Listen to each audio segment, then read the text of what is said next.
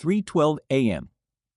I woke up thirsty, walked into the kitchen, and heard my wife whispering, planning, and the words she said next weren't about another man. They were about getting rid of me. I sat in the kitchen at 3:12, the only light coming from my phone screen. The glass of water in front of me stayed untouched. The house felt asleep, yet the silence carried weight. The kind that presses against the chest and refuses to let go. At first, the sounds behind the wall barely registered. They were low, steady voices, measured like lines read from a script. No raised tones, no heat, just structure. Clean pauses. Controlled rhythm. Fragments drifted through the thin wall. Timeline. Documentation. You must not see this ahead of time. Each phrase landed flat, efficient, stripped of anything human. I remained motionless longer than I should have, not from shock. My mind simply started cataloging. The late replies that had become normal. The new passwords changed without explanation. The way browser tabs closed the instant I entered the room. The sudden neatness in drawers that used to stay messy. The voices continued in the same even cadence. Another detail slipped through. References to dates, to access logs, to something prepared in advance. Nothing named. Nothing direct. But the intention was unmistakable. This was not an argument. This was coordination. I breathed slowly through my nose, keeping my posture exactly as it had been. My thumb hovered over the phone screen without tapping. In the dim glow, I noticed how my hand stayed perfectly still. A new fragment reached me, something about timing the reveal, about ensuring no traces remained visible until the right moment. The voices never wavered. They sounded rehearsed, almost professional. I thought back to last Tuesday at 23:40 when I had woken up and found the bed empty. She had said she was getting water. The kitchen light had been off when I checked. I had gone back to sleep without asking. The conversation behind the wall dipped into a longer silence, then resumed with the same flat precision. Another piece. Confirmation that everything was documented and backed up. That nothing would be left to chance. I let my eyes adjust to the darkness of the rest of the house. The hallway beyond the kitchen looked unchanged, yet every shadow now felt arranged. How long had the small changes been accumulating? The extra gym sessions that left her phone at home, the sudden interest in privacy settings, the way certain topics simply stopped coming up. The voices dropped even lower for a moment. Then one of them delivered a single clear instruction about deletion protocols. The word hung in the air like smoke that refuses to dissipate. I remained seated, phone still glowing in my lap. The water in the glass reflected the faint light in perfect stillness. Nothing moved except the quiet exchange continuing on the other side of the wall. And the one question kept circling without an answer. Exactly how much of what I thought I knew had already been rewritten before tonight? I woke at 7:45 the next morning and the house already felt rearranged. Nothing obvious at first glance. The coffee mug sat in its usual place on the counter. The mail stack looked untouched, yet the air carried a different order, as if someone had measured every surface during the night. By 9:20 I noticed the papers on the side table. They were sorted into neat categories I had never seen before. Bank statements separated from insurance forms. Old tax records placed on top. The edges aligned with military precision. I left them exactly where they were and walked away. Documents began to vanish in small increments. A folder from the drawer that held our joint accounts was thinner by evening. 3 pages missing at 18:30 when I checked again. The gap was deliberate, not accidental. Files on the shared laptop shifted folders overnight. I refreshed the directory at 23:12 and found the timestamps altered. Conversations during the day introduced a new element without announcement.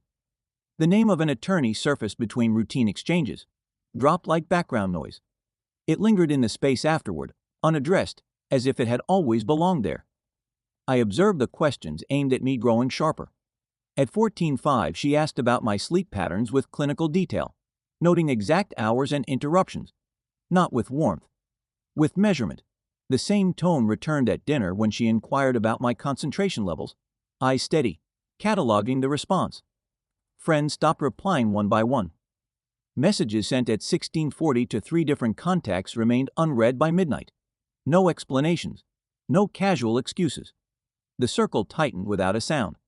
Then came the first clear mismatch at 20:55. A mutual acquaintance mentioned my recent mood in passing, describing patterns I had not shared with anyone. The description was too accurate, too rehearsed, as if drawn from notes taken in advance.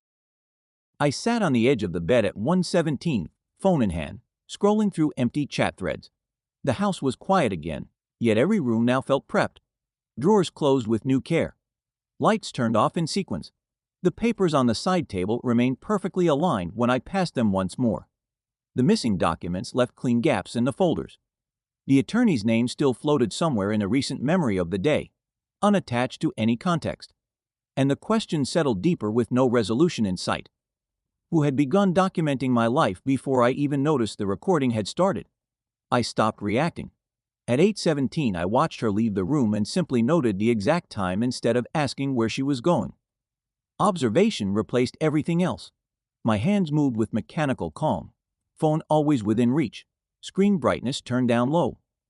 I began logging every detail, timestamps on text messages, screenshots taken at 14:32 of altered calendar entries. Bank statements reviewed at 22:09 showed small transfers I had never approved. I saved each one in a hidden folder with its own password, created at 3:41 the night before. The new files appeared without my input. I discovered them at 19:55 while searching the shared drive. Cold clinical language filled the pages.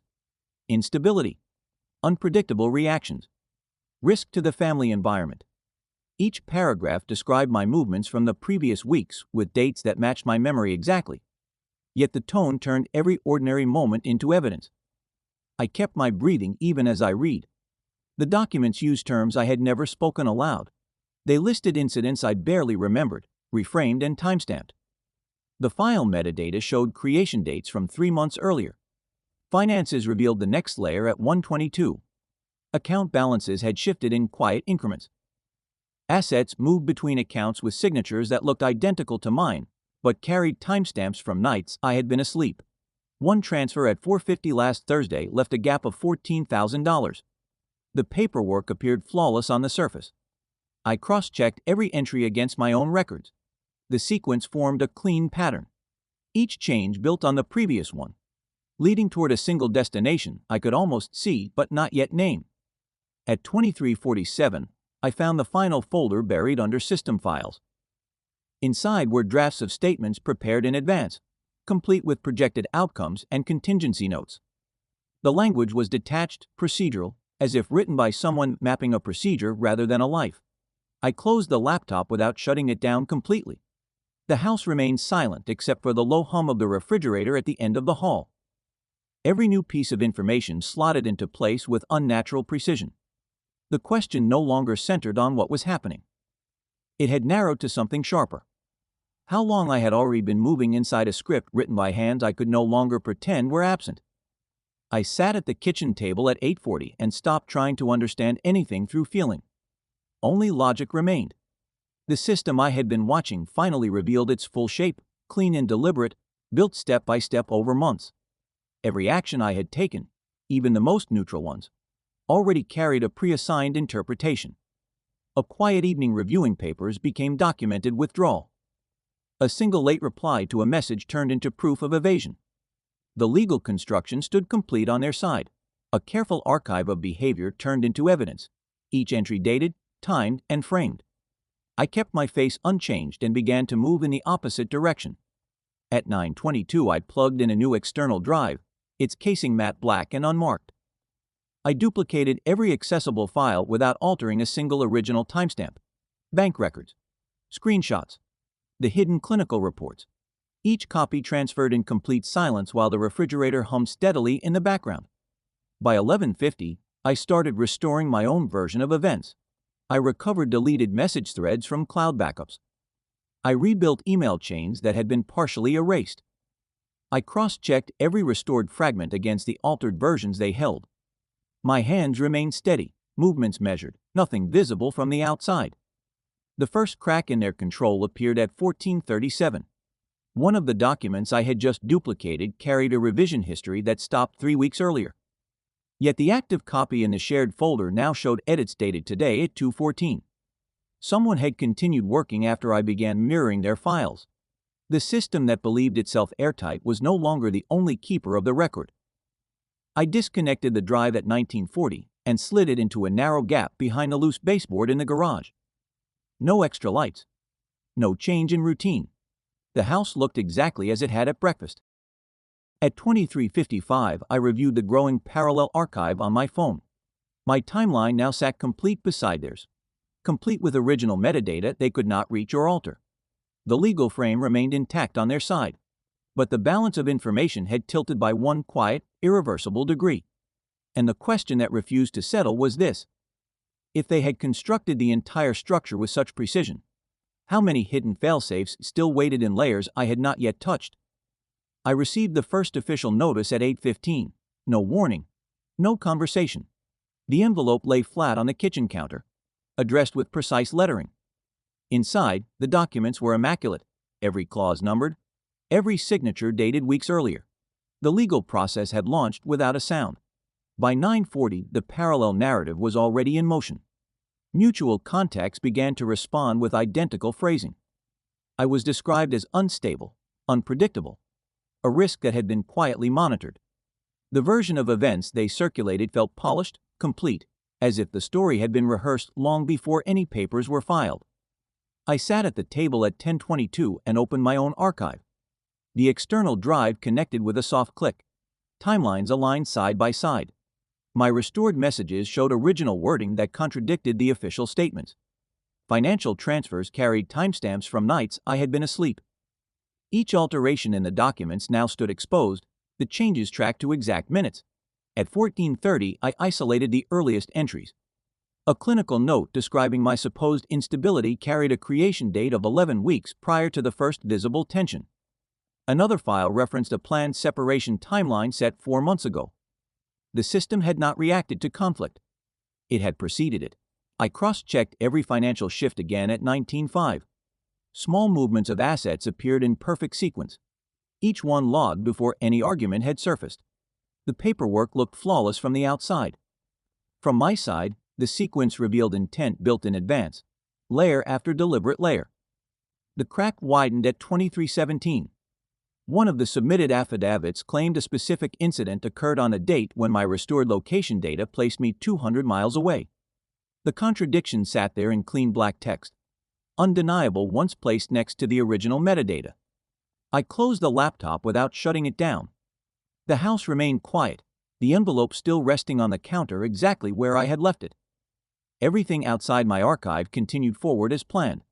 And the question that refused to close was this: if the entire legal machinery had been assembled before the conflict even existed, then who had truly been controlling the timeline from the very beginning? I opened the updated court files at 9:12. The construction that had once looked seamless began to fracture in small technical places. No dramatic collapse. Only quiet misalignments that grew more visible with each cross-check. Dates refused to line up.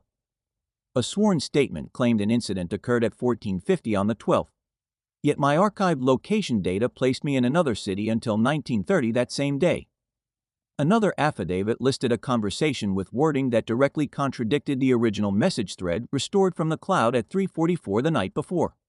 The discrepancies were dry, numerical, impossible to dismiss once placed side by side. I continued mapping the contradictions at 11:27. Revised paragraphs in the submitted documents no longer matched earlier versions saved in their own metadata. A single sentence about my behavior had been altered 3 times across different filings, each change shifting the meaning by careful degrees. The narrative did not break from emotion. It simply stopped holding together under chronological pressure. By 15:40, the control had already begun to drift. Responses from the other side arrived slower, more fragmented. New exhibits referenced events that my parallel archive now proved had been documented months before any conflict existed. The system continued moving forward on paper, yet the internal logic no longer converged. I sat in the dim light at 22:18 and ran one final comparison. Every piece of their prepared story carried a visible seam once viewed against the complete timeline I held. No raised voices. No final confrontation. The structure simply ceased to close. At 1:09 I closed the laptop and left the files exactly as they were. The house remained still. The legal machinery kept turning in the background. but its grip had loosened by a margin too precise to measure from the outside. The resolution carried no sense of triumph or defeat. It registered only as a quiet, irreversible fact. The scenario had existed only for as long as I remained inside it. The moment I saw the entire architecture clearly, I stepped out of its frame. And even then, in the perfect silence that followed, one final loop stayed open. If the plan had been built so meticulously around a version of me that no longer existed, what else had been prepared for the version that remained?